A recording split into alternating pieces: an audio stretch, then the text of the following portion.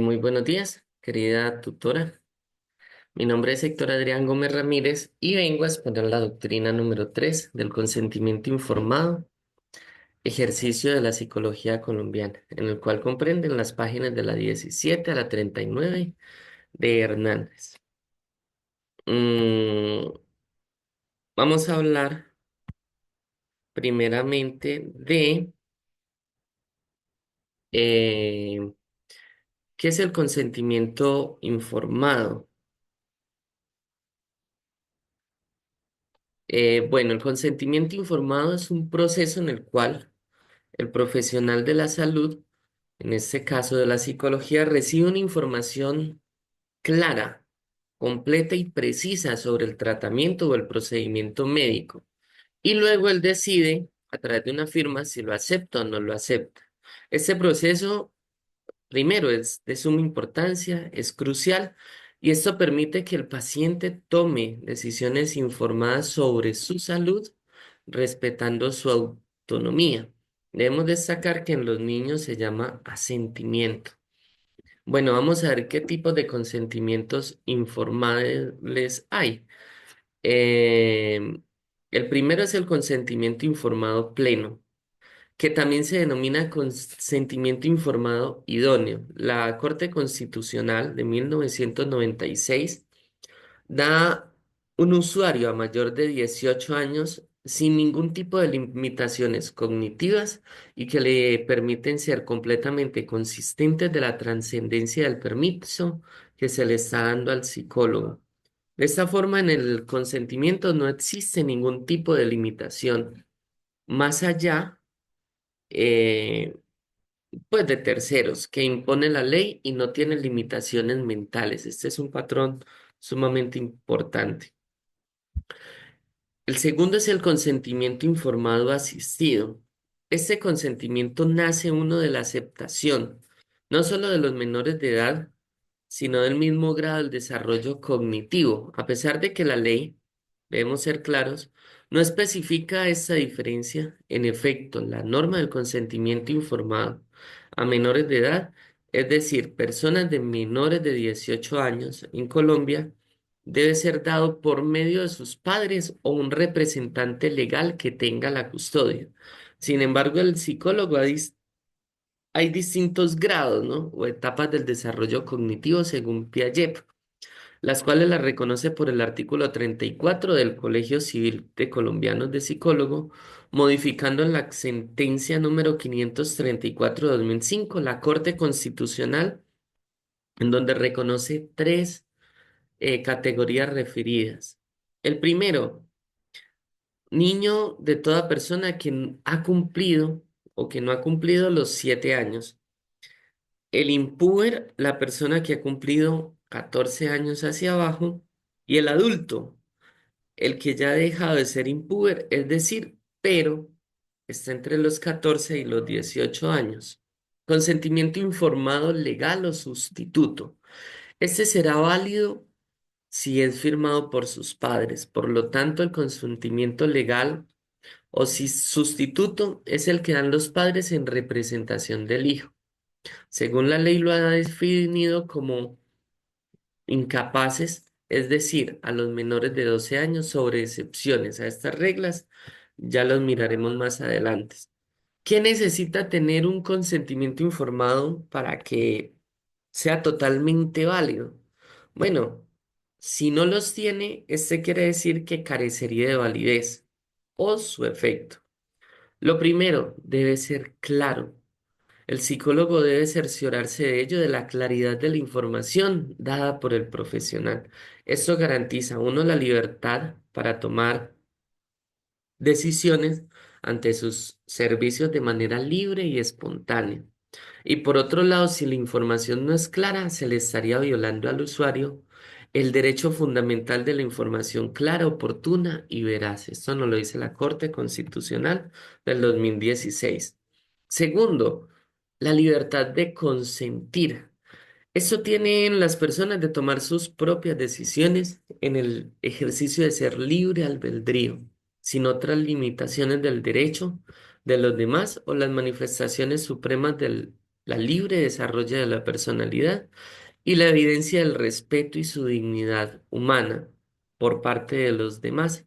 Sin embargo, ojo, no todas las personas en las mismas condiciones del desarrollo cognitivo y emocional, cultural y académico que les permita la toma de las decisiones, unos certeras para su vida, y menos aún tratarse de situaciones en que se está en riesgo la salud física, psicológica, el proyecto de su vida, su libertad y el derecho indecible de todo ser humano de pertenecer a una familia. Eh, Vamos a ver lo de la patria potestad y representación legal de los hijos. La Corte Constitucional en las sentencias 337 de 1999 y 1019 del 2006 señala que en relación con los menores de edad se procede a un consentimiento sustituto de los padres en ciertas limitaciones, como quiera por su corta edad, no reconocen la realidad uno que los rodea y carecen de conciencia suficiente para autorizar tratamientos médicos sobre su salud mental. Con esta máxima, la Corte en cita está reconociendo dos cosas. La primera, que el consentimiento sustitutivo está en cabeza de los dos padres, en virtud de los derechos y deberes que se desprenden de la fricción jurídica y la patria potestad. Y el segundo es que dicho derecho tiene ciertas limitaciones. Así lo manifiesta el artículo 193 de la Ley 1098 del 2006, al disponer que en los procesos judiciales penales, en los cuales las víctimas de niños, niñas y adolescentes, para hacer valer su interés superior del niño, la prevalencia de sus derechos, la protección integral de sus derechos y consagrados convenios internacionales ratificados por Colombia de la Constitución Política de la Ley 1098 del 2006.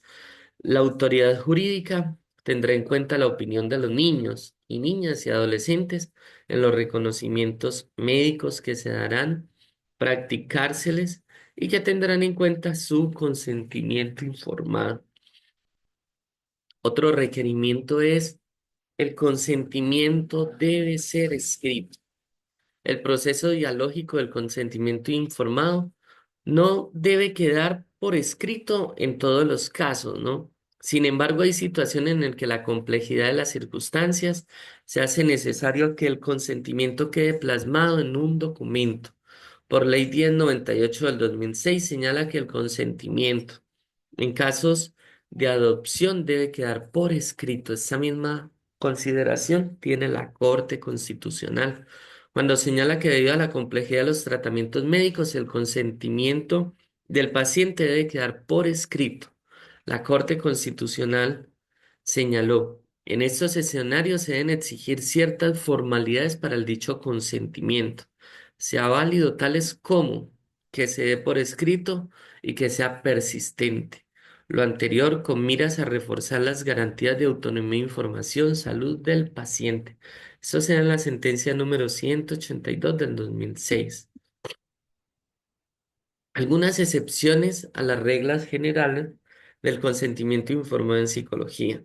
Cada intervención del psicólogo es única y particular. Se puede dar en situaciones que debido a las condiciones fácticas de cada caso, sea imposible obtener un consentimiento informado, como en condiciones de emergencia o de los primeros auxilios en psicólogo.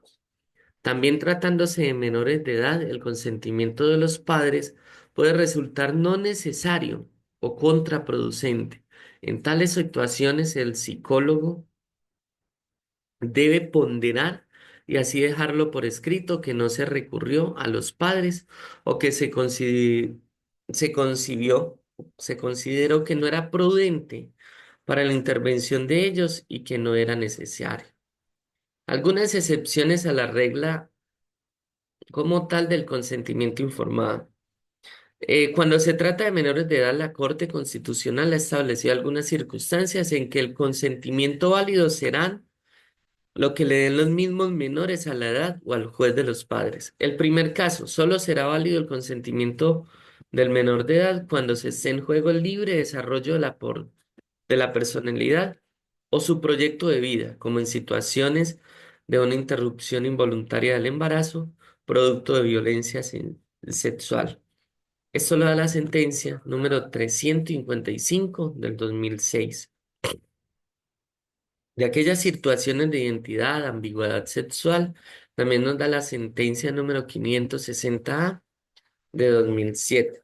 En este segundo caso, cuando se trate de esterilización de la mujer en condiciones de discapacidad cognitiva, nos lo da la sentencia 182 del 2016. En situaciones extraordinarias, en donde no se puede obtener el consentimiento de los padres ni de una autoridad competente por fáctica imposibilidad, por urgencia que se manifiesta o porque el menor no lo permite o no lo quiere, el psicólogo deberá proceder siguiendo por los principios éticos de beneficencia, la no maledicencia, la autonomía y la justicia. En situaciones así, el psicólogo deberá dejar consignado el porqué de la situación, así como las acciones materiales llevadas a cabo para dar cumplimiento a la norma, pero que no le fue posible. Excepciones para obviar algún consentimiento informado de uno de los dos padres o del acudiente debidamente autorizado. Primero, la norma general propone que el psicólogo no podrá iniciar ninguna actuación sin el consentimiento del usuario o tratándose de menores de edad o de personas en situación de discapacidad cognitiva. Si el consentimiento acudiente debido autorizado, sin embargo, el psicólogo se puede ver ante una situación extrema de necesidad de intervenir sin el consentimiento del usuario o del representante legal, ya sea por una situación de urgencia, como el del caso de los primeros auxilios psicológicos, o porque están en juego los derechos de la dignidad, la autonomía del menor de edad y las circunstancias de actos urgentes judiciales, o cuando los derechos del niño, niña o adolescentes estén en evidente peligro por parte del acudiente debidamente autorizado. Otro de los casos de las excepciones para obviar el consentimiento informado es que en la sentencia de la Corte Constitucional número 337 de 1999 señaló que los padres y tutores no pueden tomar a nombre de su hijo cualquier decisión médica relativa al menor, dado que el menor de edad tiene, uno, la libertad y la autonomía en desarrollo, que tiene entonces la protección constitucional. En consecuencia, esta premisa, dada anteriormente, que son los padres o el acudiente debidamente autorizado al menor de edad, quienes tienen el consentimiento, es relativa. Por eso se insiste en que cada caso es particular, si con el consentimiento de los padres o con la negativa de estos ponen en peligro los derechos fundamentales del menor. Lo que se debe tener en cuenta el consentimiento del menor dependiendo de su desarrollo cognitivo. Eh, También se puede presentar otras circunstancias en que el psicólogo se verá en la necesidad de actuar con un menor de edad sin el consentimiento de los padres, de uno de ellos o del acudiente debidamente autorizado. Estas circunstancias están relacionadas con el ambiente jurídico, en el sede penal, en un menor que puede ser llamado juicio testigo del punible o como víctima del mismo. En situaciones así, el psicólogo deberá proceder bajo las premisas establecidas en lo pertinente de la ley 1652 del 2013 y en lo señalado de la sentencia 117 de 2013 y 177 de 2014 en la Corte Constitucional. Y estas son las referencias bibliográficas del cual cogí para hacer esta exposición. De antemano, muchas gracias. Feliz día.